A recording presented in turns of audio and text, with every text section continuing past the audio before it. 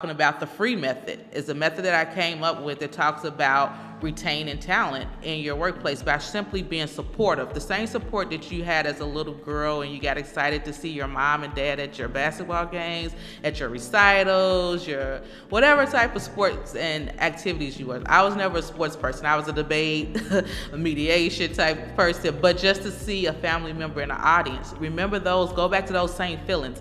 If we can get those same feelings in the workplace, just that this person was assigned this case. How's that case going? And what my free method starts with is F was figure out. Take opportunity to look at the talent that you have in your actual office right now. What's unique about you? What do you bring to the table? What's different? What's your background? I can go in as a room and see a whole bunch of white people, but I don't know that you're from Greece, you're from this, you're from that. And although you might deem me as white, I have a different background, and I go back to my country, and here's what I bring to the table, and this is what I know. So figure out. The F is for figure out. R is for relish. Take the opportunity and to really feel what's unique about the group, and relish in that. Be excited about what these opportunities could mean. And then the E is to take the time to educate and research.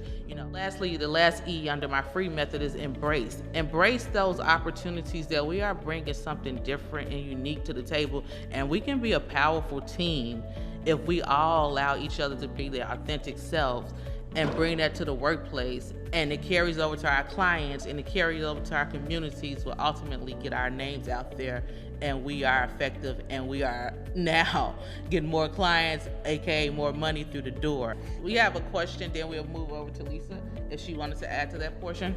Thanks. My name is Paige, Iowa. We don't have a huge percentage of people of color. It's even worse when it comes to attorneys who are of color. And I have had my firm since 2001, never had a black lawyer work for us. Never had a black lawyer apply to work for us. There is a fine line, I think, between trying to recruit lawyers of color and then tokenizing them and saying, I want you because I want to check off this box, which maybe is part of it, but the bigger part is what y'all are saying about having someone that a client can relate to, having, my staff have broader experiences to be able to relate to all sorts of different people.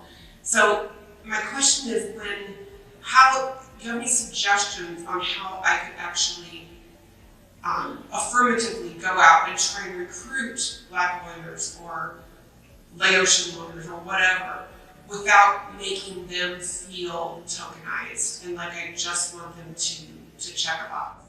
I love your question, and I love how you laid it out, because that's another thing, right? Do I want to feel like a token? I got the opportunity. I'm here. I'm the only one, but I know the reason why I'm here. And to make that person feel comfortable once they're there is not asking the uncomfortable questions, right? Let me touch your hair, and just different things like that. That's the part that we just don't want. Give me the opportunity, let me be myself in the workplace, but are you the most successful person in your family? What do your family think? Those type of questions we want to stay away from. And then, like I said, going back to the free method, let's embrace the person. Let's figure out what's unique about them besides their color. But to answer your initial question, I'm not sure of Iowa, it doesn't stick out to me, but it's a possibility of HBCUs in the area that you can go to. And so she's shaking no. I know Ohio has them. I'm trying to think of Iowa. And then just going to the local law schools, because here's the thing. As I was a black applicant applying for different law schools, I got a lot of rejection letters, right? So I myself was willing to go anywhere to law school, and I ended up going to Louisiana. I had never been to Louisiana, had no desire to end up in Louisiana, knew no one. And when I got out there, it was so hot and humid, like, why am I here? But I had a goal. But I had a goal, and I got it done.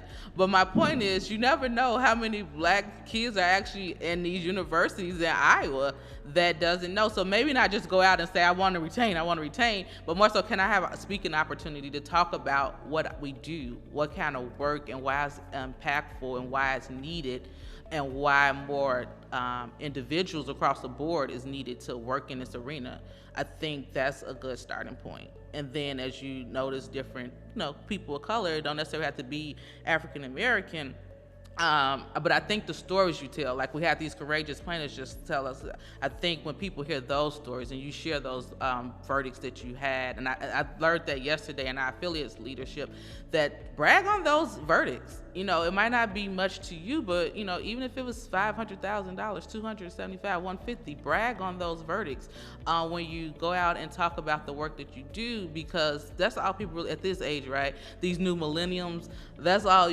what's incentivized? Money. Everything is, I want to go out and drive my nice car, take a picture on social media and show that I made it. But with that, you take the opportunity to educate them that plaintiff's work is just as lucrative as the defense work. Plaintiff's work in this arena is just as good as a plaintiff's attorney that does PI work. Just make it feel, brag on yourself. Do that. And I promise you with that, you'll attract the talent that you need and deserve in your office. But when they're there, remember that free method. Well, I want to thank you guys for having the want and desire to hear us out today and understanding the need to diversify the plaintiff's bar. If nothing else, just want to thank you guys for taking the time to stop by. I know it's a lot of enticing topics during this hour, so thanks for sitting here with us. We do appreciate it. All right, well, thank you guys so much for joining us. We really enjoyed hanging out. Thank you guys.